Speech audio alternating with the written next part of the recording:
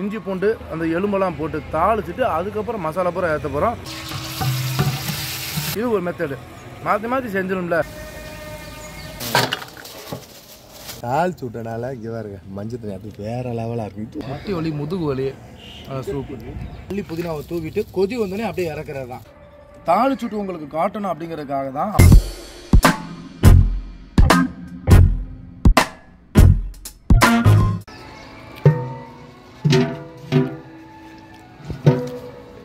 நம்ம இப்போ தால்ச்சா ரெடி பண்ண போகிறோம். நம்ம எப்பவுமே தால்ச்சாக்கு உங்களுக்கே தெரியும், எலும்பு கத்திரிக்காய் A to Z மாங்காவை தவிர புளியை தவிர எல்லாம் ஒன்றா போட்டு நம்ம வேக வச்சுட்டு பருப்பை தனியாக வேக வச்சதை மாற்றிட்டு ஃபைனலாக நம்ம புளி ஊற்றுவோம். உங்களுக்கே தெரியும் இன்றைக்கி எலும்பு ஒரு 3-4 கிலோ எலும்பு வாங்கி தரேன்ட்டாங்க கொழுப்போடு. அதனால் நம்ம எண்ணெயில் தாளிச்சிட்டு இஞ்சி பூண்டு அந்த எலும்பெல்லாம் போட்டு தாளிச்சிட்டு அதுக்கப்புறம் மசாலா பூரா ஏற்ற போகிறோம். வாங்க, இது ஒரு மெத்தடு. மாற்றி மாற்றி செஞ்சிடும்ல, அதுக்காக வேற ஒன்றும்ல. வாங்க பார்ப்பேன். எப்படி ஒரு 1/4 லிட்ரு ரீஃபண்ட் ஆயில் சேர்த்துவோம். தாளிக்கிறதுக்கு வேற ஒன்றும் எண்ணெய் ஊற்றிட்டோம். தக்காளி ஒரு 1.5 கிலோ தக்காளி தால்ச்சாக்கு. மல்லி சும்மா ஒரு கை போட்டிருக்கோம். மேலாப்பில் ஃப்ளேவர் நம்ம போட்டுக்கலாம். இப்போதைக்கு நம்ம இதுக்காக போட்டிருக்கோம். பூண்டு 1/4 கிலோ, சின்ன வெங்காயம் 1/4 கிலோ, இஞ்சி 150. இப்போ நம்ம அதை தாளிச்சிக்கலாம். அப்படியே வெடிக்குது அப்படியே.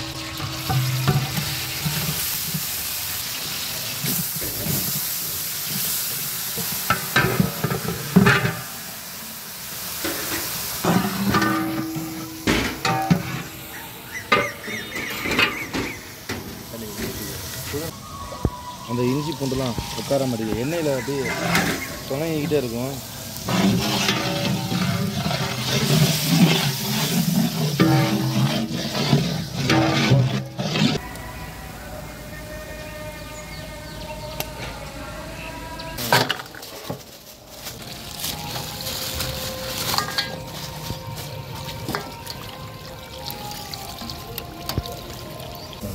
எலும்பு பண்ணி போட்டேன்.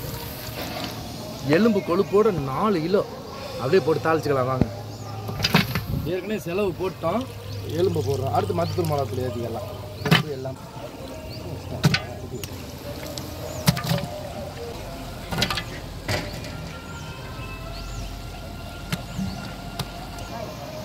சும்மா பட்டக்கடை சும்மா கொஞ்சம், அப்புறம் நம்ம தேவைக்கு போட்டுக்கலாம்.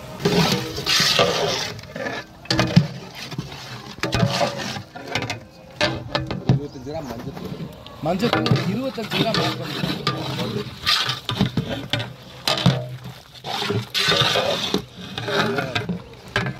தூள் ஒரு 10.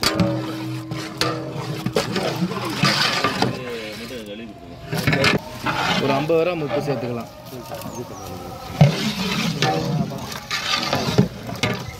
இதை ஒன்றும் இல்லை, இதை இப்போ நம்ம வணக்கிட்டு அந்த சாரை மட்டும் எடுத்து குடித்தா மஞ்சள் தண்ணி சொல்லுவாங்கல்ல, எலும்பில் வாங்கி சூப் வைக்கிறான்னு சொல்லுவாங்க பாருங்கள், அதுதான். எடுத்துகிட்டு நம்ம மிளகாத்தூள் மல்லித்தூள் தக்காளி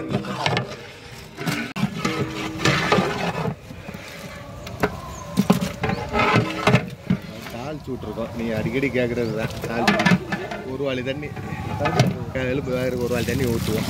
அப்புறமேல் கத்திரிக்காய் எல்லாமே ஆட் பண்ணுவோம். மூடியை போடுவோம். ஒரு 1/2 hour சாப்பிட்டா ரொம்ப பெரிய என்னென்ன எடுக்கிறீங்க? இந்த ஒரு நல்லி மட்டும் எனக்கு சூப்பு சாப்பிட்ணுன்னு ஆசையாக இருந்துச்சு, இட்லியில் ஊற்றி சாப்பிட்றதுக்காக. நல்லியோட தெரியுதுங்களா, அதே சூப்பு தான், வேறு லெவலாக இருக்கும். 100 கிராம் மிளகாத்தூள் போட்டுக்கலாம்.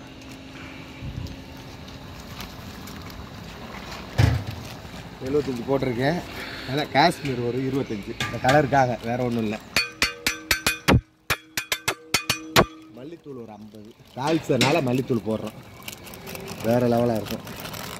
கத்திரிக்காய் போட்டுக்கா தம்பி.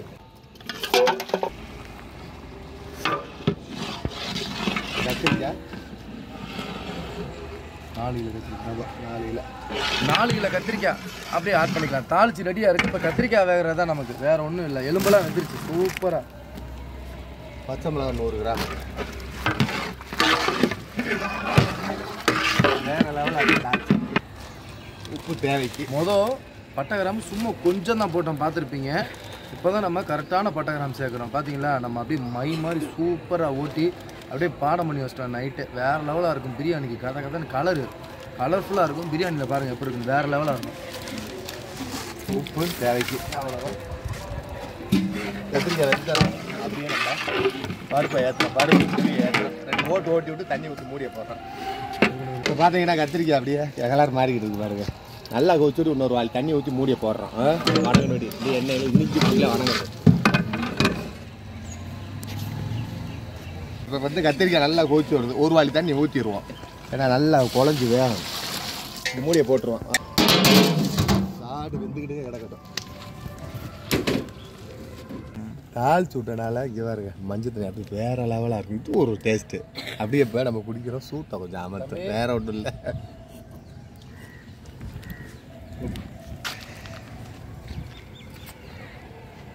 அருமையாக வந்துருச்சு எலும்புலாம். இங்கே தந்து மஞ்சள் தண்ணி எடுங்க. வேறு லெவலாக இருக்கு. முட்டி வலி, முதுகு வலி சூப்பு.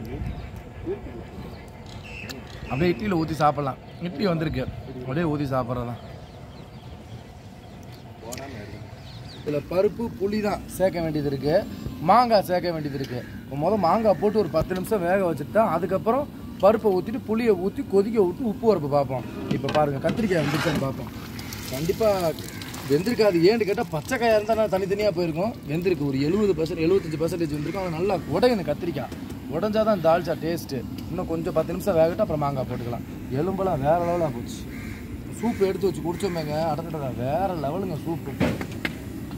மாங்காய் ஒரு 2 கிலோ கழுவி வச்சுருக்கேன். அப்படியே போடுவோம். கத்திரிக்காய் கண்டிப்பாக வெந்திருக்கும். மாங்காய் போட்டுக்கலாம், பார்க்க வேண்டியதே இல்லை.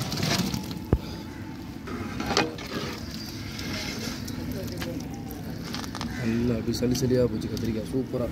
மாங்காய் வேகட்டும், புளியும் இதுவும் சேர்த்துக்கலாம். இருக்கும் புளியும் ஊற்றல. புளி கொதிக்கணும். ஒரு 150 புளி மூடி போடுங்க. புளி கரைசல். ஆமாம், புளி கரைசல். கரைசல். இப்போ மாங்காய் வெந்ததுக்கப்புறம் புளி கரைசல் ஊற்றிட்டோம். ஒரு 150 புளி கரைசல் ஊற்றிருக்கோம். இதனால கொதிச்சு அந்த புளி பச்சை வாசம் போட்டு அப்படியே பருப்பை ஊற்றிக்கலாம். உப்பு உரப்பை பார்த்துக்கலாம். நம்ம தால்ச்சா ரெடி ஆயிடுச்சு. எப்பவுமே பருப்பை தூக்கி தான் நம்ம தால்ச்சாவில் மாற்றுவோம். தால்ச்சா இந்த வட்டா நமக்கு அரிசி ஊறப்பட தேவை. அதனால் தால்ச்சாவை அப்படியே பருப்பில் மாற்ற போகிறோம். வாங்க.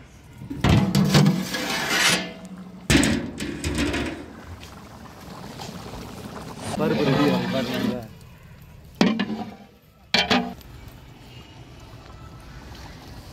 அப்படியே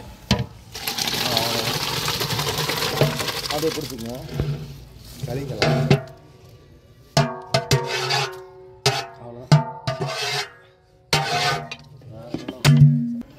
பருப்போட கொதிக்கணும். ஒரு கொதி கொதிக்கட்டும், அப்படியே இறக்கிடலாம். இதான் எடுத்துக்கலாம். சரிங்களா? பருப்பு அப்படியே கொதிச்சு நல்லா அப்படியே மேலாப்பில் மல்லி புதினாவை தூவிட்டு கொதி வந்தோடனே அப்படியே இறக்குறது தான். எல்லாம் பர்ஃபெக்டாக இருக்குது. உப்பு புளிப்புலாம் வேறு லெவலாக இருக்குது. காரம்லாம் சுருக்குன்னு இருக்குது. சூப்பராக இருக்குது. உப்பு புளிப்புலாம் பார்த்தாச்சு. உப்பு புளிப்பு காரம் எல்லாம் கரெக்டாக இருக்குது. மல்லி புதினா மேலாப்பில் போட்டிருக்கோம். கொதி வரப்போகுது. கொதி வந்தோடனே அப்படியே இறக்குறது தான். வேறு எதுவுமே கிண்டி உப்பு வரப்பெல்லாம் எல்லாம் பார்த்தாச்சு. எந்த வேலையும் இல்லை. கொதி வந்தோடனே அப்படியே இறக்குறது தான். தாளிச்சு விட்டனால உங்களுக்கு கலராக இருக்குது. ஆமாம், கொஞ்சம் தாளிச்சு விட்டனால கொஞ்சம்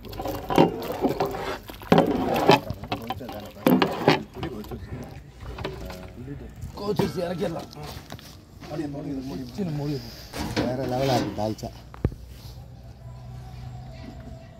அப்படியே தால்ச்சா பாருங்கள் கெட்டியா அப்படியே வேறு லெவலாக இருக்குது.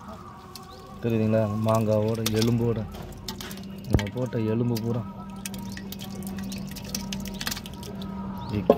சாப்பாடாக இருந்தால் சாப்பிட்டு காட்டலாம். வேறு லெவலாக இருக்குது. ஆமாம், வேறு லெவலாக இருக்குது. பிரியாணி எப்போயுமே ஒரே மெத்தேடு தான். நம்ம மாற்றி நம்ம கன்ஃபியூஷன் பண்ணி கொண்டு போக மாட்டோம். ஆனால் நம்ம உங்கள்கிட்ட ஓப்பனாக சொல்லிட்டோம்.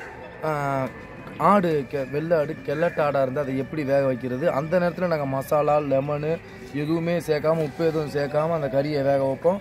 அதுக்கப்புறம் மசாலா உப்பு, அப்புறம் ஃபைனல் டேச்சில் நம்ம வந்து இந்த பச்சை மிளகாய் இதெல்லாம் சேர்ப்போம். அதே மாதிரி மட்டன் மேச்சரி எல்லாம் குட்டி பொடி குட்டிக்கலாம் உடனே போட்டு கறியை வெங்காயம் முருகனுமே ரோஸ்டட் ஆனதுமே கறியை போட்டு இஞ்சி பூண்டு சின்ன வெங்காயம் செலவு பூரா ஏற்றி பச்சை மிளகா மல்லித்தலை ஏட்டு சட்டு எல்லாமே உப்பு உள்பட போட்டுறான். ஏன்னா இளம் குட்டிங்கிறனால. அதனால் பிரியாணி ப்ராசஸிங் வந்து இந்த கறியை பொறுத்து தான் மாறுமோடியே ஒரே ப்ராசஸிங் தான், அதில் எந்த மாற்றமும் இல்லை.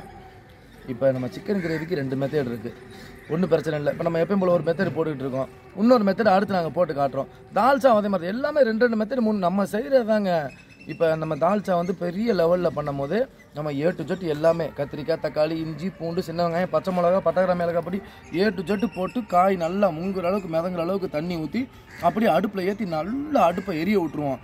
நல்லா கொதிச்சு காய் வெந்ததுக்கப்புறம் நம்ம பருப்பு ஆல்ரெடி தனியாக வேக வச்சுருப்போம், அதில் புளி கரைசலை சேர்த்து அந்த பருப்பையும் ஆட் பண்ணி நம்ம உப்பு உரப்பை பார்த்துட்டு நம்ம இது பண்ணுவோம். இப்போ தாளிச்சுட்டு உங்களுக்கு காட்டணும் அப்படிங்கிறதுக்காக தான் அவங்க எலும்பு சொல்லிட்டாங்க. நாங்கள் எலும்பு நல்லா போடுவோம், எங்களுக்கு தால்ச்சா ரொம்ப ரொம்ப பிடிச்ச ஒரு ஃப்ளேவர். ஆனால் அதிகமாக நாங்கள் பிரியாணியில் ஊற்றி சாப்பிட மாட்டோம், ஆனால் தால்ச்சா இல்லாமல் நாங்கள் சாப்பிட மாட்டோம் அப்படின்ட்டாங்க. அவங்களுக்காக 4 கிலோ எலும்பு, கத்திரிக்காவே 4 கிலோ தான் எலும்பு, கத்திரிக்காய் கிலோ 4 கிலோ எலும்பை போட்டு தாளிக்கணும். அந்த வாசம் அந்த மனம் வேணுங்கிறதுக்காகவே இந்த போட்டு எலும்பை போட்டு அந்த எண்ணெயில் இஞ்சி பூண்டை போட்டு அந்த மஞ்சள் பொடி போட்டு நாங்கள் நல்லா தாளித்து அதை ஒரு சூப் மாதிரி ட்ரெடிஷ்னலாக உங்களுக்கு எடுத்து காமிச்சோம். குடிச்சிட்டோம், நல்லா நெஞ்சில் கரகரன்னு இருந்துச்சு. குடிச்சு அந்த எலும்பெல்லாம் மெண்டு துப்பவும் நல்லா இருக்குது இல்லைங்க. நம்ம ஒரு சூப்பும் குடிச்சாச்சு, ஆளுக்கு ஒரு சூப்பு குடிச்சிட்டு அதுக்கப்புறம் நம்ம கத்திரிக்காய் வேக போட்டு அதுக்கப்புறம் எல்லா ஐட்டமும் ஏற்றி நம்ம பக்காவாக தால்ச்சா இறக்கணும். நீங்கள் பார்த்துருப்பீங்க தால்ச்சா எவ்வளோ கெட்டியாக திக்னஸ் அவங்க சொல்லிட்டாங்க. எங்களுக்கு ஊற்றி சாப்பிட்ற மாதிரி இல்லை, எங்களுக்கு கொஞ்சம் இப்படி தொட்டு சாப்பிட்ற மாதிரி இருந்த போது நாங்கள் பெரட்டி சாப்பிடுவோம். எங்களுக்கு அப்படி தான் தால்ச்சா பிடிக்குன்ட்டாங்க. அவங்களுக்காகவே தாளித்து சூப்பராக அந்த தால்ச்சா வச்சுருக்கோம். நம்ம பார்த்துக்க நேரத்துக்கு தகுந்த மாதிரி டக்குன்னு மாற்றி செஞ்சுக்கணும். அதுக்காக தான் ஒரே ரேஞ்சிலே போட்டுக்கிட்டு இருக்கக்கூடாது. இப்படி ஒரு மெத்தடாக அடுத்து அப்படி ஒரு மெத்தடு அப்படியே மாறி போகணும். அதுக்காக தான் உங்களுக்கு நாங்கள் காமிச்சிருக்கோம்.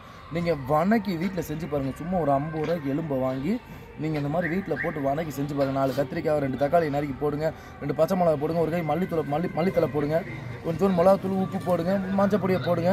நல்லா அப்படியே தாளிச்சு விட்டுட்டு என்ன செய்யுங்க, அப்படியே தண்ணி நல்லா கதன்னு காயை வேக விட்டுட்டு நீங்கள் பருப்பு கொஞ்சம் குக்கரில் வேக வச்சு அப்படியே மாற்றி போட்டு பாருங்கள். வேறு லெவலாக இருக்கும், சூப்பராக இருக்கும். தால்ச்சா அருமையாக இருக்கும், நீங்கள் செஞ்சு பாருங்கள். நெய்ச்சோறு குஸ்காக்கெலாம் அந்த தாளிச்சு விட்ட தால்ச்சாலாம் ஊற்றி சாப்பிட்டா பயங்கரமாக இருக்குங்க. பிரியாணியோட பயங்கரமாக இருக்கும்.